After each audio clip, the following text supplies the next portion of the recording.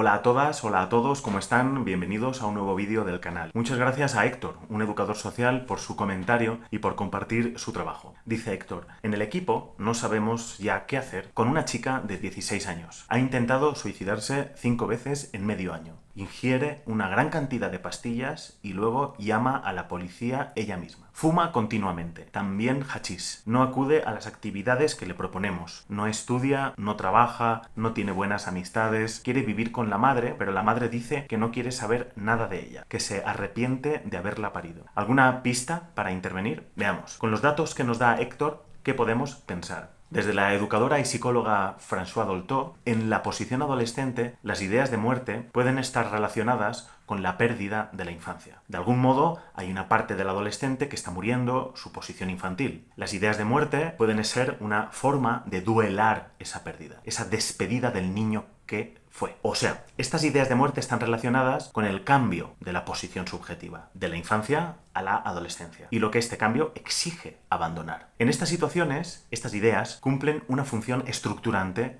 para la subjetividad del adolescente. Le dan al dolor un sentido. Pero a veces es extremadamente delicada la línea que separa estas ideas de muerte del deseo de llegar, en efecto, al suicidio. Un indicio es el momento en que el joven se muestra carente de deseo, como en el caso de A, sin motivación. Parece que no exista nada en el mundo que consiga estimular su voluntad. Puede ser interesante pensar que la ausencia de deseo en A hacia su propia vida es el reflejo de la ausencia de deseo de su madre hacia ella. Su imposibilidad para investir de deseo los objetos del mundo señala que A tampoco fue recibida como objeto de deseo por su familia. Para el acompañamiento social de A puede ser de utilidad para los profesionales comprender que su dificultad para asumir la responsabilidad de su propia vida no es simplemente el fruto de una apatía natural adolescente y que en consecuencia podría corregirse mediante la persuasión o la corrección o la coacción. El no deseo de A hoy es resultado del no deseo de su madre. La culpa por haber nacido la impulsa a la realización de la fantasía de suicidio, con la ilusión de así complacer el deseo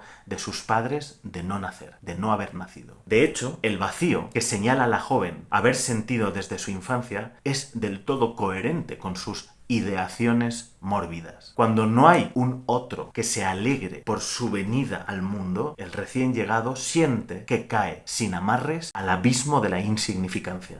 Una sensación de vacío que, aunque A todavía no haya verbalizado, se encuentra inscrito en su psiquismo. De ahí que se sintomatice como desinterés, autodesprecio y finalmente como querer morir. Así, ejerciendo violencia sobre sí misma, es como la adolescente obtiene cierto placer al sentir que aún puede controlar algo sobre sí misma, la decisión de vivir o morir, y sobre lo que esta elección provocará en sus allegados. Las ideaciones suicidas de A no son más que la materialización del único deseo que A conoce de su madre, que no hubiera nacido. De momento, sus ideas parecen haber resultado en actos fallidos que pueden leerse como llamados al gran otro simbólico, en este caso su madre. Afortunadamente, la adolescente todavía llama a alguien, solicita una presencia significativa. En el pasaje al acto, en cambio, ya no hay demanda. El suicidio representa la separación radical del otro, de cualquier otro,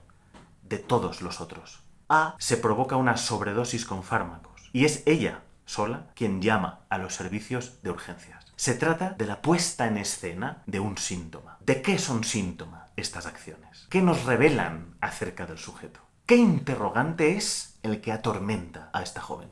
Es importante abrir un espacio en la relación con la adolescente en el que ésta y el profesional, la profesional, puedan ambos hablar con franqueza sobre la intención de morir.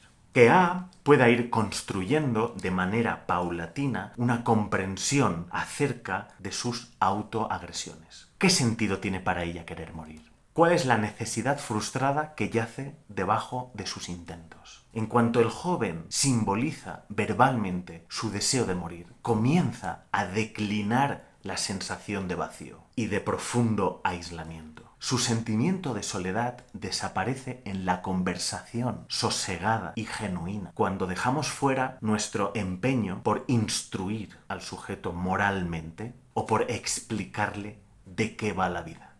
Al contrario, nuestro trabajo consiste en crear un lugar para que el sujeto, si lo decide, pueda elaborar sus propios sentidos acerca de eso que le acontece. Cuando un adolescente consigue dar significado a lo que le pasa mediante las palabras, deja de intentar darle significado a lo que le pasa mediante las conductas. Repetiré esta idea. Cuando el adolescente consigue dar significado a lo que le pasa mediante las palabras, deja de intentar darle significado a lo que le pasa con las conductas. Es decir, cuando el sujeto puede tramitar, gestionar, elaborar su malestar en lo simbólico, en el lenguaje, ya no necesita hacerlo en lo real, en la violencia. Hasta aquí lo que quería compartir con Héctor y con todos ustedes. Muchas gracias, seguimos compartiendo, cuídense mucho, saludos.